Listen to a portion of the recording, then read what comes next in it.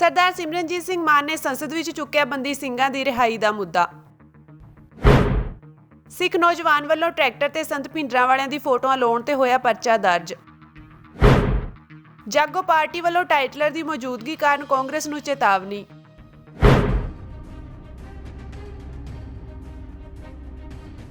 श्रोमणी अकाली दल ਅੰਮ੍ਰਿਤਸਰ ਦੇ ਆਗੂ सरदार सिमरनजीत सिंह मान ने ਅੱਜ संसद ਵਿੱਚ ਬੰਦੀ ਸਿੰਘਾਂ ਦੀ ਰਿਹਾਈ ਦਾ ਮੁੱਦਾ ਚੁੱਕਿਆ। ਉਹਨਾਂ ਕਿਹਾ ਕਿ 25 ਸਾਲਾਂ ਤੋਂ ਨਜ਼ਰਬੰਦ ਸਿੰਘਾਂ ਨੂੰ ਰਿਹਾ ਨਹੀਂ ਕੀਤਾ ਜਾ ਰਿਹਾ, ਜਿਨ੍ਹਾਂ ਵਿੱਚੋਂ ਕਈਆਂ ਨੂੰ ਜੇਲ੍ਹ 'ਚ 28 ਅਤੇ 32 ਸਾਲ ਵੀ ਹੋ ਗਏ ਹਨ। ਉਹਨਾਂ ਨੇ ਕਿਹਾ ਕਿ ਰਾਜੀਵ ਗਾਂਧੀ ਕਤਲ ਕੇਸ ਦੇ ਸਾਰੇ ਦੋਸ਼ੀਆਂ ਤੇ ਬਿਲਕਿਸ ਬਾਨੋ ਬਲਾਤਕਾਰ ਕੇਸ ਦੇ ਦੋਸ਼ੀਆਂ ਨੂੰ ਰਿਹਾ ਕਰ ਦਿੱਤਾ ਗਿਆ ਹੈ, ਪਰ ਇੰਨੇ ਸਾਲਾਂ ਤੋਂ ਨਜ਼ਰਬੰਦ ਬੰਦੀ ਸਿੰਘ ਰਿਹਾ ਨਹੀਂ ਕੀਤੇ ਗਏ। ਇਸ ਤੋਂ ਇਲਾਵਾ ਉਹਨਾਂ ਨੇ SGPC ਦੀਆਂ ਚੋਣਾਂ ਦੇ ਮੁੱਦੇ ਤੇ ਵੀ ਆਵਾਜ਼ ਉਠਾਈ। I want to bring to the notice of the House and the Union government that Sikh prisoners are languishing in jail for more than 25 years. Though the convicts of Rajiv Gandhi case and Bibi Banu's case have been released, these prisoners are Devindra Singh Puller. He is in jail for 28 years. Gurdeep Singh Khera is in jail for 32 years. Balwant Singh is in jail for 27 years. Jagtar Singh Habada is in jail for 27 years. Lakhvinder Singh Lakha is in jail for 27 years. Shmeshwar Singh is in jail for 27 years. Paramjeet Singh Pyora is in jail for 25 years. Jagtar Singh Tara is in jail for 27 years. Gurmeet Singh is in jail for 27 years. And sir, last, the SGPC, Shromani Gurudwara Prabandhak Committee, is a statutory body whose elections have not been held for the last 12 years. I'll be grateful to you, Mr. Speaker, sir, and the Union Home Minister, if about the prisoners and the Shromani Gurudwara Committee's problems are urgently dealt with. Thank you. Madhya Pradesh के जबलपुर विच नगर कीर्तन दौरान tractor ते संत जरनैल सिंह खालसा भिंडरांवालिਆਂ ਦੀ तस्वीर लगाउण करके प्रभजोत सिंह नाम के सिख नौजवान ਨੂੰ पुलिस ने गिरफ्तार कर लिया। श्रोमणी गुरुद्वारा प्रबंधक कमेटी के प्रधान एडवोकेट हरजिंदर सिंह धामी ने इसकी करड़ी निंदा की है। श्रोमणी कमेटी प्रधान ने कहा कि पुलिस वालों की गई यह कार्रवाई घट गिणती सिखां नाल वड्डी बेइंसाफी ते धक्का है, जिस नाल सिख भावनावां नूं सੱਟ ਵੱਜੀ है। उन्होंने कहा कि भारत बहुधर्मी देश है, जिस विच संविधान अनुसार हर एक नूं धार्मिक आज़ादी है। एडवोकेट धामी ने कहा कि संत जरनैल सिंह खालसा भिंडरांवाले सिखां दे कौमी शहीद हैं, जिन्हां ने जून 1984 ਵਿੱਚ सचखंड श्री हरमंदर साहिब की बेअदबी विरुद्ध संघर्ष करदਿਆਂ शहादत प्राप्त की। उन्होंने कहा कि संत भिंडरांवालिਆਂ ਦੀ तस्वीर लगाउणा गुनाह नहीं है, लिहाजा जबलपुर के सिख नौजवान ते पाया केस तुरंत रद्द किया जाए। श्रोमणी कमेटी प्रधान ने मध्य प्रदेश के मुख्य मंत्री श्री शिवराज सिंह चौहान और गृह मंत्री श्री नरोत्तम मिश्रा ਨੂੰ अपील की कि ਉਹ ਇਸ ਮਾਮਲੇ ਵਿੱਚ दखल ਦੇ ਕੇ ਬੇਕਸੂਰ ਸਿੱਖ ਨੌਜਵਾਨ ਵਿਰੁੱਧ ਦਰਜ ਕੀਤੇ ਪਰਚੇ ਨੂੰ ਰੱਦ ਕਰਨ ਦੇ ਨਿਰਦੇਸ਼ ਜਾਰੀ ਕਰਨ। ਉਹਨਾਂ ਮੱਧ ਪ੍ਰਦੇਸ਼ ਦੇ ਪ੍ਰਤੀਨਿਧ ਸਿੱਖਾਂ ਤੇ ਕੇਂਦਰੀ ਸ਼੍ਰੀ ਗੁਰੂ ਸਿੰਘ ਸਭਾ ਸਮੇਤ ਹੋਰ ਗੁਰਦੁਆਰਾ ਕਮੇਟੀਆਂ ਨੂੰ ਵੀ ਅਪੀਲ ਕੀਤੀ ਕਿ ਉਹ ਇਸ ਮਾਮਲੇ ਨੂੰ ਜ਼ੋਰਦਾਰ ਢੰਗ ਨਾਲ ਸਥਾਨਕ ਪੱਧਰ ਤੇ ਉਠਾਉਣ ਤਾਂ ਜੋ ਸਿੱਖ ਨੌਜਵਾਨ ਨੂੰ ਇਨਸਾਫ ਮਿਲ ਸਕੇ। ਜਾਗੋ ਪਾਰਟੀ ਵੱਲੋਂ ਕਾਂਗਰਸ ਨੂੰ ਚੇਤਾਵਨੀ ਦਿੱਤੀ ਗਈ ਹੈ ਕਿ ਜੇਕਰ ਜਗਦੀਸ਼ ਟਾਈਟਲਰ ਰਾਹੁਲ ਗਾਂਧੀ ਦੀ ਭਾਰਤ ਜੋੜੋ ਯਾਤਰਾ ਵਿੱਚ ਸ਼ਾਮਿਲ ਹੁੰਦਾ ਹੈ ਤਾਂ ਜਾਗੋ ਪਾਰਟੀ ਵੱਲੋਂ ਕਾਲੀਆਂ ਝੰਡੀਆਂ ਨਾਲ ਸਵਾਗਤ ਕੀਤਾ ਜਾਵੇਗਾ। उन्होंने कहा कि सिख कदे भी बर्दाश्त नहीं करनगे, इसलिए चंगा होगा जेकर कांग्रेस टाइटलर ते कमलनाथ नूं दूर रखे, नहीं तो भारी रोस का सामना करने लिए तैयार रहन। 24 तरीक ਨੂੰ भारत जोड़ो यात्रा ਜਿਹੜੀ ਹੈ ਫਰੀਦਾਬਾਦ ਤੋਂ ਬਦਰਪੁਰ ਵਾਲੇ ਪਾਸਿਓਂ ਰਾਹੁਲ ਗਾਂਧੀ ਇਸ ਯਾਤਰਾ ਨੂੰ ਲੈ ਕੇ ਐਂਟਰ ਕਰ ਰਿਹਾ ਹੈ ਔਰ ਅਸੀਂ ਇਹ ਬਿਆਨ ਦਿੱਤਾ ਸੀਗਾ ਕਿ ਜੇ ਇਹ ਕਰੇਗਾ ਤੇ ਅਸੀਂ ਕਾਲੇ ਝੰਡੇ ਇਸ ਯਾਤਰਾ ਨੂੰ ਦਿਖਾਵਾਂਗੇ। ਮੈਂ ਸਮਝਦਾ ਵਾਂ ਕਿ ਇਹ अपील जी असी की सीगी, क्योंकि एक गल समझ लवे कांग्रेस कि जिमें सज्जन कुमार और HKL भगत सीगा, इस तरीके नाल असी कभी भी बर्दाश्त नहीं करांगे, ना इसनूं ते टाइटलर नूं ना कमलनाथ नूं। और कांग्रेस बार बार इन्हां नूं मौका दिंदी है अगे लियाण दा, लेकिन जिहड़ी असी अपील दित्ती सीगी संगत नूं ਉਹਦੇ ਤੇ ਅੱਜ बीजेपी का अज कांग्रेस के बयान आए ने पंजाब केसरी अखबार दे विच ਇਹਦਾ प्रिंट आउट है इलाज करके कढ़िया होया राणा जी को। पंजाब केसरी के 4 नंबर पेज से एक खबर आई है कि सूत्रा तो पता लगा है कि कांग्रेस जिहड़ी है ਉਸਨੇ ਜਗਦੀਸ਼ ਟਾਈਟਨ ਨੂੰ ਮਨਾ ਕੀਤਾ ਕਿ ਉਹ ਨਾ ਜੁਆਇਨ ਕਰੇ। ਲੇਕਿਨ ਇਹ ਖਬਰ ਸੂਤਰਾਂ ਤੋਂ ਹੈ।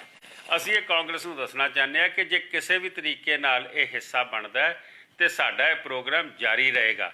ਜੇ ਕਾਂਗਰਸ ਅਧਿਕਾਰਕ ਰੂਪ ਦੇ ਵਿੱਚ ਬਿਆਨ ਦਿੰਦੀ ਹੈ, ਜੇ ਉਹਨਾਂ ਦੀ ਕੋਈ ਕਲੈਰੀਫਿਕੇਸ਼ਨ ਆਉਂਦੀ ਹੈ ਕਿ ਇਹ ਨਹੀਂ ਜੁਆਇਨ ਕਰ ਰਿਹਾ, ਅਸੀਂ ਤਾਂ ਵਿਡਰਾ ਕਰਾਂਗੇ। ਮੈਂ ਅੱਜ ਫੇਰ ਸੰਗਤਾਂ ਨੂੰ ਬੇਨਤੀ ਕਰਨਾ ਚਾਹ ਰਿਹਾ ਹਾਂ, ਇਹ ਲੜਾਈ ਸਾਡੀ ਨਹੀਂ ਹੈ, ਇਹ ਕਿਸੇ ਇੱਕ ਪਾਰਟੀ ਦੀ ਨਹੀਂ ਹੈ, ਇਹ ਸਮੁੱਚੀ ਕੌਮ ਦੀ ਹੈ। ਇਹ ਕੌਮ ਨੇ ਸੁਨੇਹਾ ਦੇਣਾ ਹੈ ਇਸ ਕਾਤਲ ਨੂੰ, ਇਸ ਕਾਂਗਰਸ ਦੀ ਪਾਰਟੀ ਨੂੰ ਜਿਸ ਨੇ ਸਾਡੇ ਕਤਲ ਕੀਤੇ ਸੀ, ਜਿਹਨੇ ਦਰਬਾਰ ਸਾਹਿਬ ਢਾਇਆ ਸੀਗਾ, ਕਿ ਇਹ ਕੌਮ ਮਰੀ ਨਹੀਂ ਹੈ। ਇਹਨਾਂ ਨੇ ਲੜਾਈ ਲੜ ਕੇ ਹਜ਼ਾਰਾਂ ਲੋਕਾਂ ਦੇ ਕਾਤਲ ਨੂੰ ਅੰਦਰ ਕਰਾਇਆ ਔਰ ਇਹ ਜਿਹੜਾ ਬਾਹਰ ਤੁਰਿਆ ਫਿਰਦਾ, ਇਹਦੇ ਕੋਲ ਵੀ ਕੋਈ ਬਹੁਤਾ ਸਮਾਂ ਨਹੀਂ ਹੈ। ਇਹ ਵੀ ਬਹੁਤ ਛੇਤੀ ਤੁਸੀਂ ਦੇਖੋਗੇ ਕਿ ਇਹ ਸਲਾਖਾਂ ਦੇ ਪਿੱਛੇ ਹੋਏਗਾ। ਔਰ ਮੈਂ ਸਾਰਿਆਂ ਨੂੰ ਅਪੀਲ ਕਰਦਾ ਕਿ ਇਹ ਮੇਰੀ ਪਾਰਟੀ ਦਾ ਜਾਂ ਕਿਸੇ ਸੰਸਥਾ ਦਾ ਕੰਮ ਨਹੀਂ ਹੈ। ਜਿਤਨੀਆਂ ਵੀ ਸਿੰਘ ਸਭਾਵਾਂ ਨੇ, ਜਿਤਨੀਆਂ ਵੀ ਇੰਸਟੀਟਿਊਸ਼ਨਸ ਨੇ, ਜਿਤਨੀਆਂ ਵੀ ਪਾਰਟੀਆਂ ਨੇ, ਮੈਂ ਸਮਝਦਾ ਹਾਂ ਕਿ ਉਹ ਸਾਰਿਆਂ ਦਾ ਫਰਜ਼ ਬਣਦਾ ਹੈ ਕਿ ਅਸੀਂ ਇਹਦਾ ਵਿਰੋਧ ਕਰੀਏ ਕਿ ਜੇ ਜਗਦੀਸ਼ ਟਾਈਟਨ ਸ਼ਾਮਲ ਹੋ ਰਿਹਾ ਹੈ। ਦਿੱਲੀ ਹਾਈ ਕੋਰਟ ਨੇ ਦੇਸ਼ ਵਿਚਲੀਆਂ ਘਰੇਲੂ ਉਡਾਣਾਂ ਦੌਰਾਨ ਸਿੱਖਾਂ ਨੂੰ ਗਾਤਰੇ ਨਾਲ ਸਫ਼ਰ ਕਰਨ ਦੀ ਇਜਾਜ਼ਤ ਦੇਣ ਦਾ ਵਿਰੋਧ ਕਰਨ ਵਾਲੀ ਪਟੀਸ਼ਨ ਨੂੰ ਖਾਰਜ ਕਰ ਦਿੱਤਾ ਹੈ। ਜਨਹਿਤ ਪਟੀਸ਼ਨ ਰਾਹੀਂ ਸਿੱਖ ਯਾਤਰੀਆਂ ਨੂੰ ਗਾਤਰੇ ਨਾਲ ਸਫ਼ਰ ਕਰਨ ਦੀ ਇਜਾਜ਼ਤ ਦੇਣ ਵਾਲੇ ਕੇਂਦਰ ਦੇ ਨੋਟੀਫਿਕੇਸ਼ਨ ਨੂੰ ਚੁਣੌਤੀ ਦਿੱਤੀ ਗਈ ਸੀ। ਨੋਟੀਫਿਕੇਸ਼ਨ ਵਿੱਚ ਸ਼ਰਤ ਰੱਖੀ ਗਈ ਹੈ ਕਿ ਸਫ਼ਰ ਦੌਰਾਨ ਗਾਤਰੇ ਦੀ ਲੰਬਾਈ 9 ਇੰਚ ਤੋਂ ਵੱਧ ਨਾ ਹੋਵੇ। ਹਾਈ ਕੋਰਟ ਨੇ 15 ਦਸੰਬਰ ਨੂੰ ਪਟੀਸ਼ਨ ਤੇ ਆਪਣਾ ਫੈਸਲਾ ਸੁਰੱਖਿਅਤ ਰੱਖ ਲਿਆ ਸੀ। ਚੀਫ ਜਸਟਿਸ ਸਤੀਸ਼ ਚੰਦਰ ਸ਼ਰਮਾ ਅਤੇ ਜਸਟਿਸ ਸੁਬਰਮਨਿਅਮ ਪ੍ਰਸਾਦ ਦੇ ਡਿਵੀਜ਼ਨ ਬੈਂਚ ਨੇ ਕਿਹਾ ਕਿ ਅਸੀਂ ਅਜਿਹੇ ਨੀਤੀਗਤ ਫੈਸਲੇ ਵਿੱਚ ਕਿਵੇਂ ਦਖਲ ਦੇ ਸਕਦੇ ਹਾਂ। ਅਸੀਂ ਦਖਲ ਨਹੀਂ ਦੇ ਸਕਦੇ, ਇਹ ਸਰਕਾਰ ਦਾ ਨੀਤੀਗਤ ਫੈਸਲਾ ਹੈ। ਮੁੱਖ ਮੰਤਰੀ ਭਗਵੰਤ ਮਾਨ ਅੱਜ ਦਿੱਲੀ ਹਵਾਈ ਅੱਡੇ ਤੇ ਪਹੁੰਚੇ।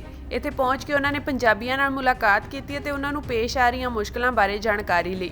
ਉਹਨਾਂ ਗੱਲਬਾਤ ਦੌਰਾਨ ਕਿਹਾ ਕਿ ਕੌਮਾਂਤਰੀ ਹਵਾਈ ਅੱਡੇ ਤੇ ਜਲਦ ਹੀ ਪੰਜਾਬ ਹੈਲਪ ਡੈਸਕ ਬਣਾਇਆ ਜਾਵੇਗਾ, ਜਿਹੜਾ ਕਿ ਪੰਜਾਬੀਆਂ ਦੀ ਹਰ ਮੁਸ਼ਕਲ ਨੂੰ ਦੂਰ ਕਰੇਗਾ। ਸੀਐਮ ਮਾਨ ਨੇ ਕਿਹਾ ਕਿ ਪੰਜਾਬੀਆਂ ਨੂੰ ਕਿਸੇ ਵੀ ਤਰ੍ਹਾਂ ਦੀ ਮੁਸ਼ਕਲ ਨਹੀਂ ਹੋਣ ਦਿੱਤੀ ਜਾਵੇਗੀ। ਇਸ ਮੌਕੇ ਮੁੱਖ ਮੰਤਰੀ ਮਾਨ ਨੇ ਪੀਆਰਟੀਸੀ ਦੀਆਂ ਵੋਲਵੋ ਬੱਸਾਂ ਦੀ ਵੀ ਫੀਡਬੈਕ ਲਈ।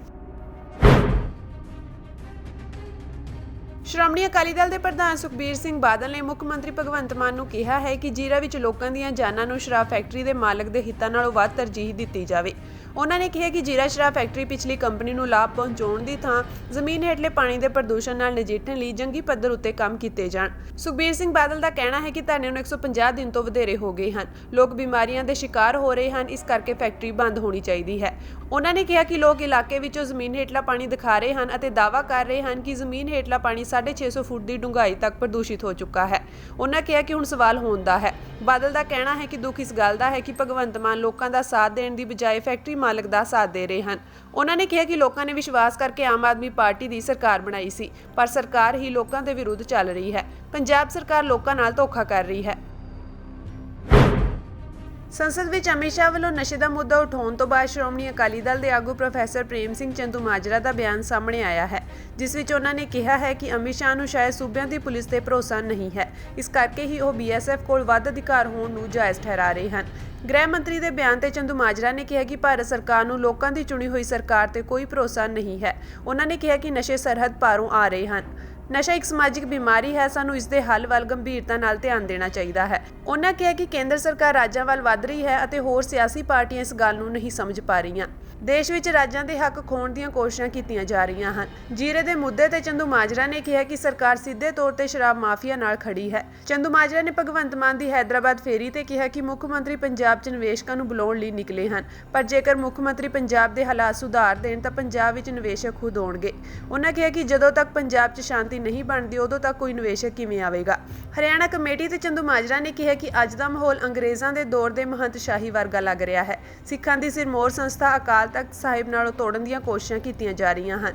ਉਹਨਾਂ ਨੇ ਕਿਹਾ ਕਿ ਮੈਂ ਸਿੱਖ ਕੌਮ ਦੀਆਂ ਭਾਵਨਾਵਾਂ ਨੂੰ ਦੇਖਦੇ ਹੋਏ ਹਰਿਆਣੇ ਦੀ ਸਮੁੱਚੀ ਸਿੱਖ ਕੌਮ ਨੂੰ ਸ਼੍ਰੀ ਅਕਾਲ ਤਖਤ ਸਾਹਿਬ ਨਾਲ ਜੁੜੇ ਰਹਿਣ ਦੀ ਅਪੀਲ ਕਰਦਾ ਹਾਂ। ਉਹਨਾਂ ਕਿਹਾ ਕਿ ਸਿੱਖ ਭਾਈਚਾਰੇ ਨੂੰ ਸੁਚੇਤ ਰਹਿਣ ਦੀ ਲੋੜ ਹੈ।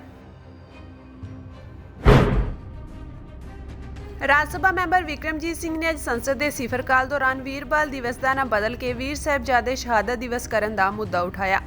ਵਿਕਰਮਜੀਤ ਸਿੰਘ ਨੇ ਛੋਟੇ ਸਾਹਿਬਜ਼ਾਦਿਆਂ ਦੀ ਸ਼ਹਾਦਤ ਨੂੰ ਸਮਰਪਿਤ 26 ਦਸੰਬਰ ਨੂੰ ਵੀਰ ਬਾਲ ਦਿਵਸ ਵਜੋਂ ਮਨਾਉਣ ਲਈ ਭਾਰਤ ਦੇ ਮਾਨਯੋਗ ਪ੍ਰਧਾਨ ਮੰਤਰੀ ਦਾ ਧੰਨਵਾਦ ਕਰਦਿਆਂ ਕਿਹਾ ਕਿ ਬਾਬਾ ਜੋਰਾਵਰ ਸਿੰਘ ਜੀ ਤੇ ਬਾਬਾ ਫਤਿਹ ਸਿੰਘ ਜੀ ਵੱਲੋਂ ਮਨੁੱਖੀ ਅਧਿਕਾਰਾਂ ਨੂੰ ਬਣਾਏ ਰੱਖਣ ਲਈ 6 ਅਤੇ 9 ਦੀ ਬਹੁਤ ਹੀ ਛੋਟੀ ਉਮਰ ਵਿੱਚ ਸ਼ਹਾਦਤ ਦੇਣਾ ਇੱਕ ਬੇਮਿਸਾਲ ਕੁਰਬਾਨੀ ਹੈ। ਉਹਨਾਂ ਬਾਅਦ ਵਿੱਚ ਕਿਹਾ ਕਿ ਸਿੱਖਿਆ ਮੰਤਰਾਲੇ ਨੂੰ ਭਾਰਤ ਭਰ ਦੀਆਂ ਸਾਰੀਆਂ ਸਕੂਲੀ ਪਾਠ ਪੁਸਤਕਾਂ ਵਿੱਚ ਸਾਹਿਬਜ਼ਾਦਿਆਂ ਦੀ ਇਸ ਮਹਾਨ ਕੁਰਬਾਨੀ ਬਾਰੇ ਅਧਿਆਇ शामिल करने चाहिए हैं। मैं पहले देश के प्रधानमंत्री जी का धन्यवाद करना चाहता हूं।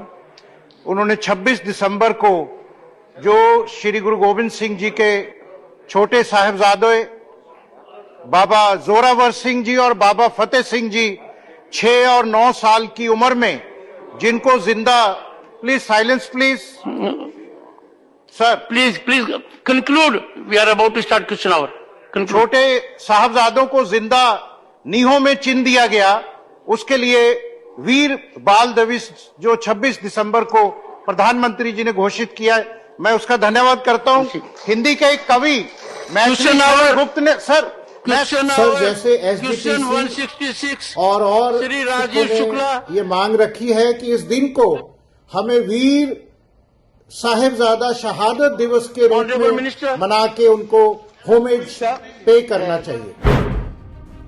ਚੰਡੀਗੜ੍ਹ ਦੀ ਭਾਜਪਾ ਸੰਸਦ ਕਿਰਨ ਖੇਰ ਅਕਸਰ ਸੁਰਖੀਆਂ ਵਿੱਚ ਰਹਿੰਦੇ ਹਨ, ਪਰ ਹਾਲ ਫਿਲਹਾਲ ਚੰਡੀਗੜ੍ਹ ਰੇਲਵੇ ਸਟੇਸ਼ਨ ਤੇ ਕਿਰਨ ਖੇਰ ਲਾਪਤਾ ਦੇ ਪੋਸਟਰ ਲੱਗੇ ਦਿਖਾਈ ਦੇ ਰਹੇ ਹਨ।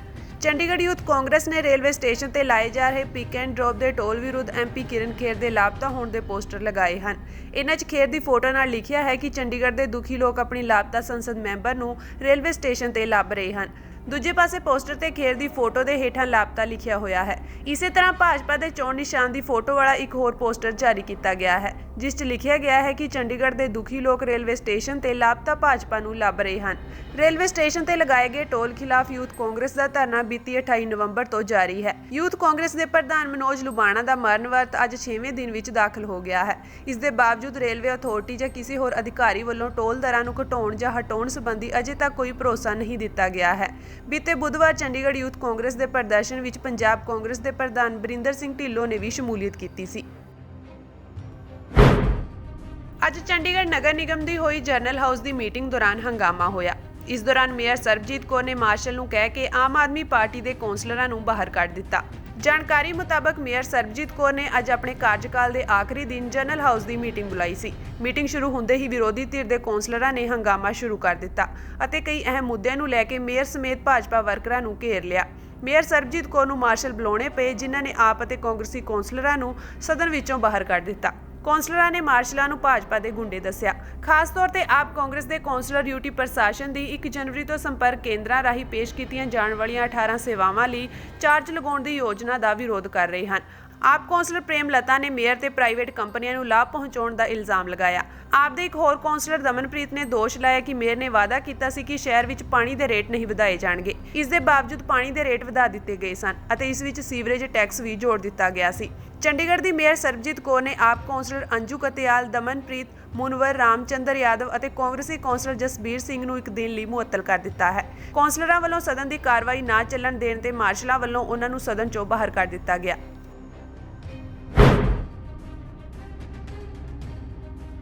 ਬੀਜੇਪੀ ਆਗੂ ਮਨਜਿੰਦਰ ਸਿੰਘ ਸਿਰਸਾ ਨੇ ਆਮ ਆਦਮੀ ਪਾਰਟੀ ਦੁਆਰਾ ਲਏ ਕਰਜ਼ੇ ਦਾ ਖੁਲਾਸਾ ਕਰਦਿਆਂ ਇਸ ਤੇ ਚਿੰਤਾ ਜ਼ਾਹਰ ਕੀਤੀ।